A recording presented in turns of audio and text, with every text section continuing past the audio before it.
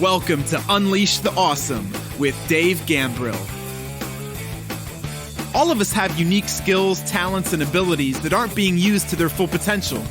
Our mission is to share the people, tools, apps, and other resources that will help you unleash your awesome on the world.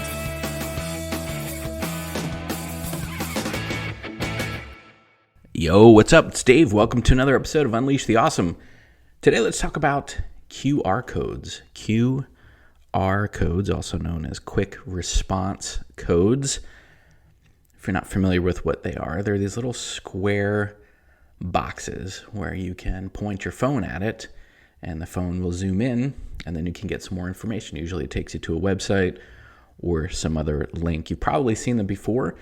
And honestly, they were trying to become very popular, 5 or 6 years ago in the United States, and they just never got the uptake for a couple of reasons. One, they were just kind of strange and people didn't get it, but two, you needed to download a separate app in order to utilize them.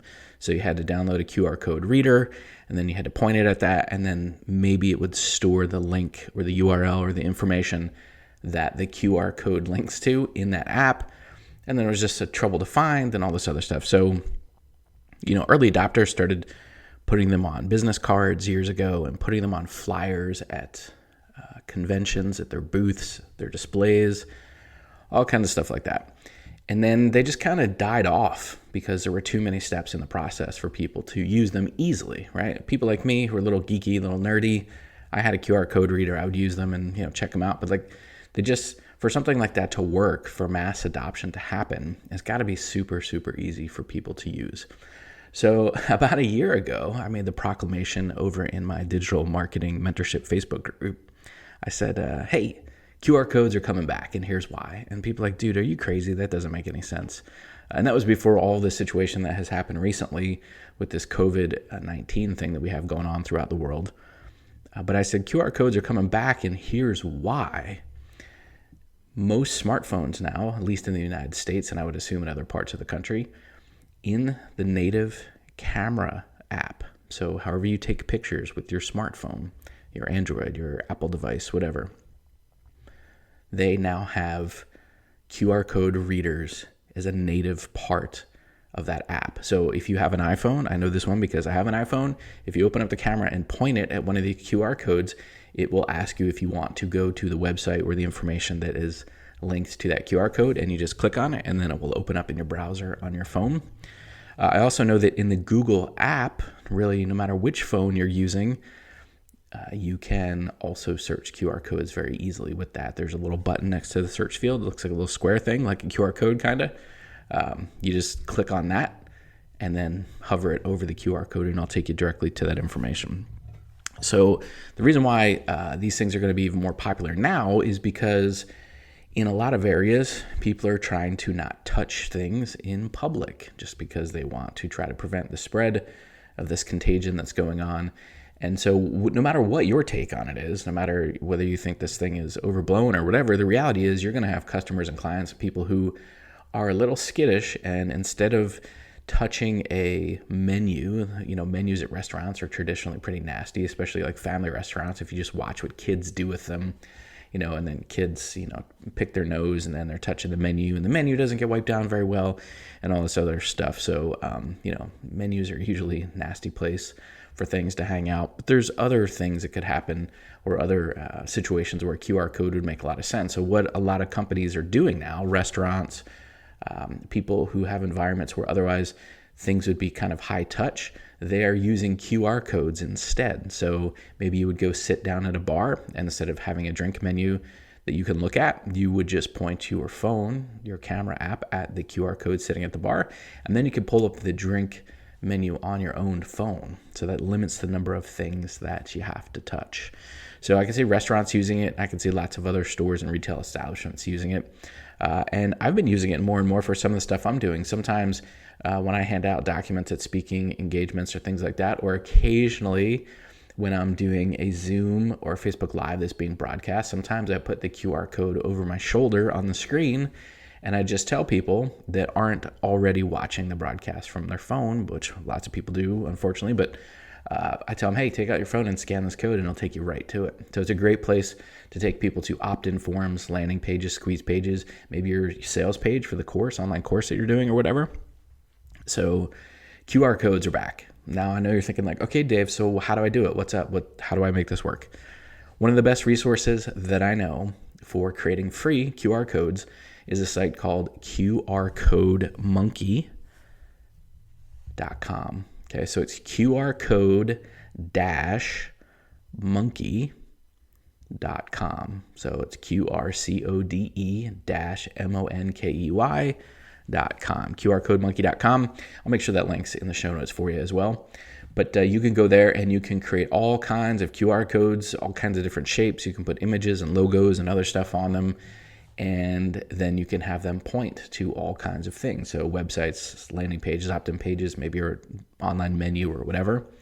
The one thing I'm going to caution you about is that if you're going to create a QR code that someone is going to look at on their phone, then make sure whatever site, website, or landing page or squeeze page that you're sending them to is mobile optimized, meaning it looks good on a phone, because I'm pretty sure probably about 100% of these QR codes are going to be scanned with phones. And so if you're taking them to a website that has a bunch of iframes and 3 columns and everything else, and it's just ugly to look at on a phone, then it's not going to be very useful on their phone. So simple is better. Smaller file sizes are better. Single columns are better. So you may even need to create a specific mobile-friendly option for your page that you might already have. Now, in some software like ClickFunnels and Kajabi and some of those other ones, you can create a mobile-optimized option so that the browser recognizes it's mobile and it will take it to a mobile-optimized site. But in some of the other ones, they're not as sophisticated, and so you may need to create a separate mobile optimized site that you're going to send people to for this QR code. Okay, so monkey.com, QRCode-monkey.com is one place you could do it. Also, there's some paid services. So if you have paid, if you're using Bitly as a link shortener, I think in their paid version, you can create QR codes in there as well. And there's lots of other places you could do it. But here's the one caution I will give you, and the reason why I give you QR Code Monkey is a good option. If you're going to do a paid option, just make sure that if for some reason you decide that you're going to stop using that service, do the QR codes expire? Or will they still point to the links that you have set up? So that's something I would be very, very cautious about, because some people, like there's a friend of mine who is a tennis instructor, and he has a website called Fuzzy Yellow Balls, which is pretty funny. But he teaches tennis, but what he does is he creates a playbook, a printed playbook for his students that they can put in their tennis bag. And so when they're sitting down in between sets or whatever, they can look in their tennis bag for a play that they might want to run, and they can hover their phone over a QR code that he puts at the bottom of each page where it explains the play, and it takes them to a video where they can watch the play being executed. So in a situation like that, if you had a paid service set up for a QR code and then you stopped paying for the service, but you still had this physical asset out in the marketplace and none of those QR codes worked because you stopped paying for that service, that would suck pretty bad. So just make sure that you look into that before you go down that path. That's why, again, I'm a pretty big fan of QR Code Monkey. It's free and the things work, and they have all kinds of options on there. It's really awesome. And they have a paid version as well.